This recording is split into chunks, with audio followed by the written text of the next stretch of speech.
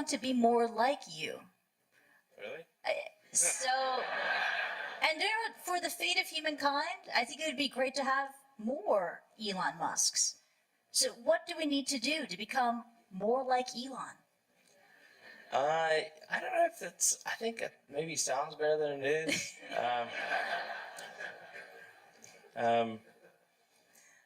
Yeah, I mean, honestly, there's a friend of mine who's got a great saying about creating a company, which is trying to build a company and have it succeed is like eating glass and staring into the abyss. So, I mean, what tends to happen is it's sort of quite exciting for the first several months of starting a company, and then reality sets in. Things don't go as well as planned. Customers aren't signing up. The technology or the product isn't working as well as you thought. And then that can sometimes be compounded by a recession, and it can be very, very painful for several years.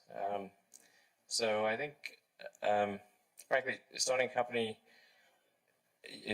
I would advise people to have a high pain tolerance. And thanks for reminding us of the harsh, very harsh and brutal reality of launching a startup. There is that Elon Musk / Tony Stark mystique. People think, you are, Robert Downey Jr. modeled his character, Tony Stark, Iron Man, on you. It's easy, it's fun. You're a superhero titan of industry.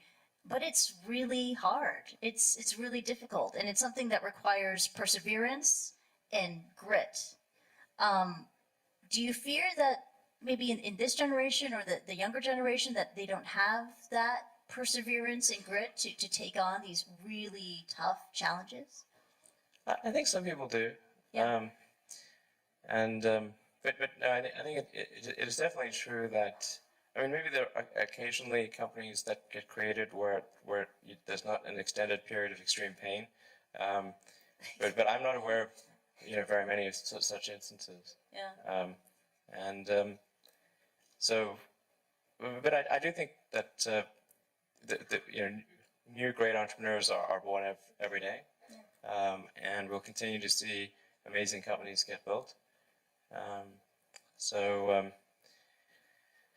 But I would definitely advise people who are starting a company to expect a long period of quite high difficulty.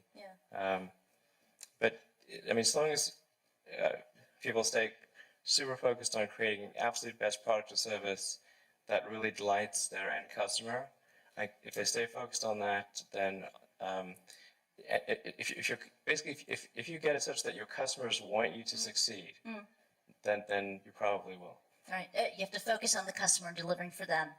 Yeah. Make sure if your customers love you, your odds of success are dramatically higher. All the entrepreneurs in this room, they're listening to that message, and we're running out of time, so this is the final question.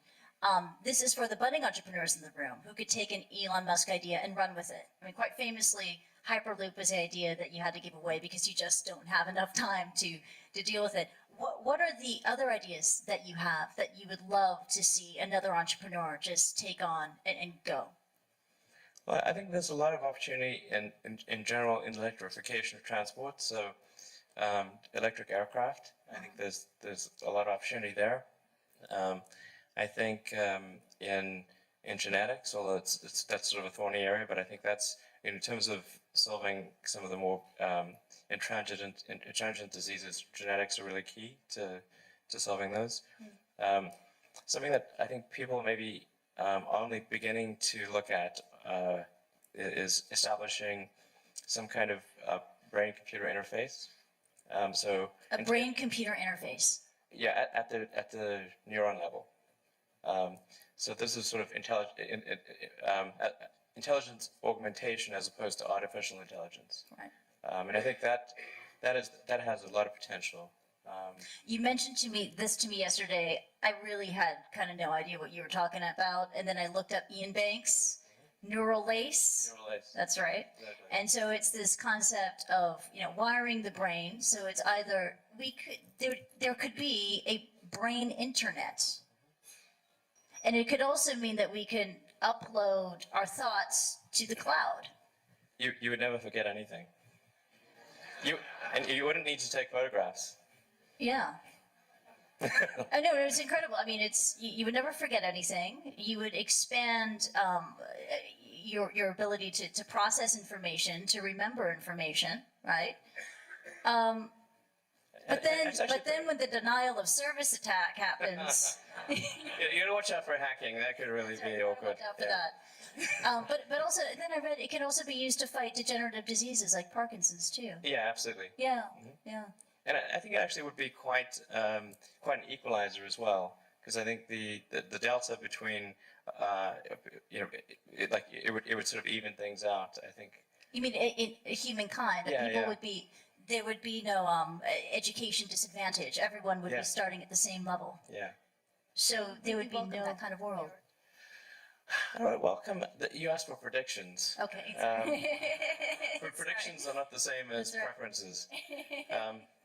So, I mean, do I think something like that is likely to occur? I think probably. Wow. Yeah. Wow, it's incredible. We could go on and on. Unfortunately, we have to wrap and leave it at that. Let's give it up for Elon Musk. That was really awesome. Thank you so much. Thank you.